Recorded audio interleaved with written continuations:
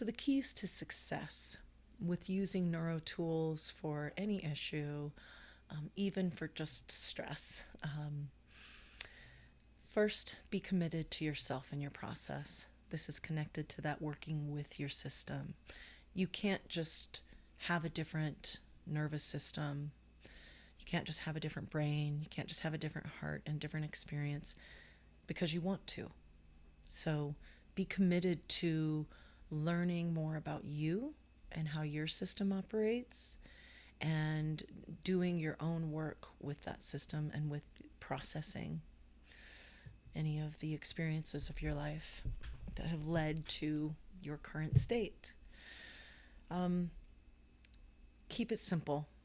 Go slow at the beginning. Choose small chunks, right? Doing things in small time frames and shorter meditations. Going slow and keeping it simple allows you to just slowly build that ability to notice, because that's the first key, is just beginning to notice, what comes up, noticing what state you're in. And that can only come when you're being gentle and you're keeping it simple. If you overcomplicate it, you'll be too much in your head and it won't work. So keep it simple. Be gentle always. No judgment. Judgment will only hinder you. If you begin judging yourself because you feel like you're not doing something right, you're just going to increase the distress or the negative feelings that may be ruminating. You just can, judgment will only hurt you.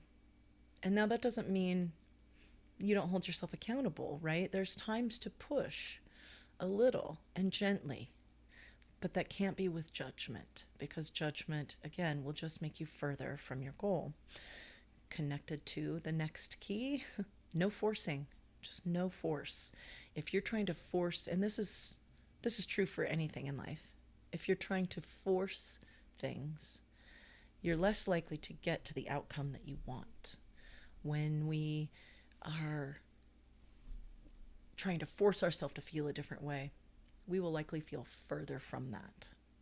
Again, that goes back to the working with your system. So just remember, forcing and judgment hurt you and they hurt others. So the next one, what is your intention? Intention with an I, and what are you attending to? So what is your goal? Continuing to keep this in your mind. What is your goal? And that may vary throughout the day. It may vary depending on the day. But in any moment, what is your goal? And then what are you attending to? So what are you focusing on? And if that's out of line with your goal, that's where you can make adjustments and bring things into greater balance, and it moves you closer to your goal when you pay attention to what you're attending to. Where is your attention? If you're allowing it to stay on, or if it's just staying on certain things that are eliciting a reaction or an uncomfortable state, then you may need to shift what you're focusing on, what your attention is on. And so that's one of those little feelers to keep yourself in line with, is what's your intention and goal, and what are you focusing on, and bringing those back into alignment. Practice allowing. Allowing is flexible. Allowing is not rigid, right? Allowing is not forcing. Allowing gives permission. So allowing yourself to do different things, or allowing yourself to feel what you feel, which in some cases is not wanted. So in those cases, you want to pay attention to what you're allowing, right? And do this mindfully. Do this with care. But when we're in a state of resisting, we're not allowing. When we're in a state of forcing, we're not allowing. And so practice just asking yourself if I'm allowing or if I'm maybe trying to force or trying to resist, and try and shift yourself back into that felt state, that softened state of allowing. Increasing both and thinking. This is really important because we have a tendency to get very rigid, and our life and our life experiences can increase that. Our culture can increase that. But we tend to be a culture of either or thinking, black and white thinking. So just notice this, right? And when you notice that you're thinking about things in an either or way, and just pause and invite, how could I reframe this using both and thinking? Can this be true and this be true? Can I feel this and this? When many different issues and struggles tend to very much have a component of rigidity, and that comes from a lot of different reasons that we can't cover here. It comes from a lot of places, but just notice, right? If you're feeling just off, distressed, not good, notice if you're in that either or mindset, and invite both and into your thoughts and the way you're thinking about things. Increase connection. We are not meant to be solitary beings. We are wired for interaction. We're wired for connection. And this doesn't mean you need to be with people all the time. Connection is focusing on those relationships in your life that add to your life, that you feel valued and that you are worth something to these people, or animals. And strengthening our connection with the people we already know and love, as well as bridging out and expanding, like mycelium stretching underground, connecting all the plants, reaching and stretching to find new connections, especially if you've had big changes in your life or have lost people or you have moved. It's easy to feel disconnected. So increasing time spent and practices like open heart that can increase those feelings of connection and strengthen those feelings of connection. Spend time in nature.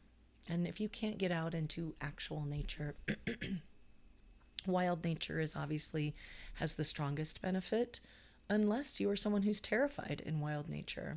Then it's stress inducing. But access nature in the way that it works for you. If it's in your yard, if it's plants and flowers in your garden or your neighbor's garden, if it's the trees in your yard or your neighbor's yard, if it's a park nearby, the trees, the grass, the flowers, the shrubs, the birds, right? Gravitate towards nature.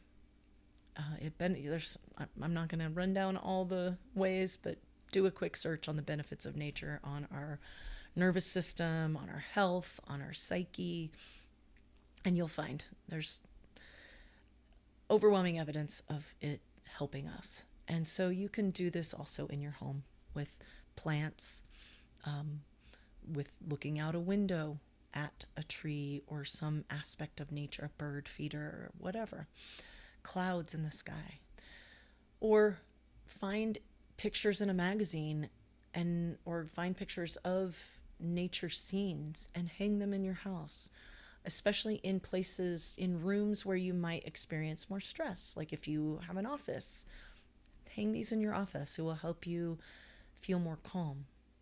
Have plants in your house if you can, or pictures of plants throughout your house so that you're drawing that feeling of nature into your home. Get curious about you. This is really important because we are really good at criticizing ourselves and judging ourselves and finding all of our flaws. Many people are also really good at avoiding all those things and just living in a delusion of grandeur that you're perfect. And no one is. Every single person has issues. So get curious about you, about your system, about your brain, about your heart and mind, about you. All that has happened in your life that led you to this moment, and all that you are and that you feel and you experience. Be curious about that. And that curiosity carries us forward. Being curious about what tools will help. Being curious about where certain things may come from for us. Being curious about how a new tool might be helpful or a new thing that might connect for you.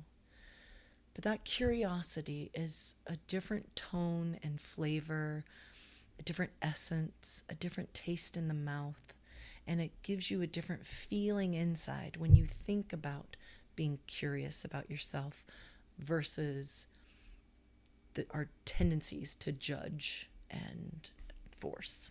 So get curious about you and invite that curiosity in also to others. You will find that that also increases your ability to be compassionate when you can have curiosity about how other people, maybe even people you find difficult, curiosity like, I bet they're that way for a reason. There's probably experiences they've had that have led to this person as they are in this moment.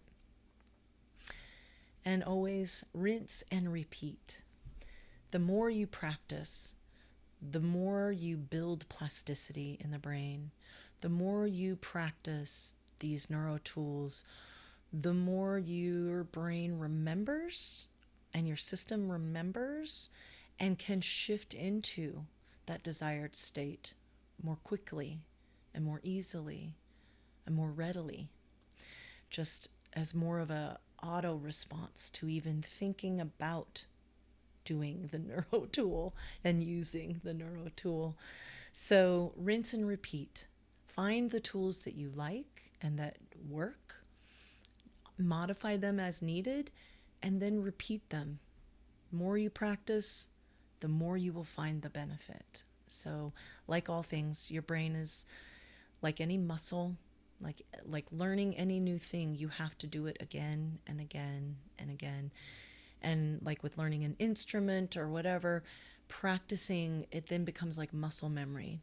And so when you practice these neuro tools, they become more like muscle memory. And it's just a default state that your brain is more willing and able to move into.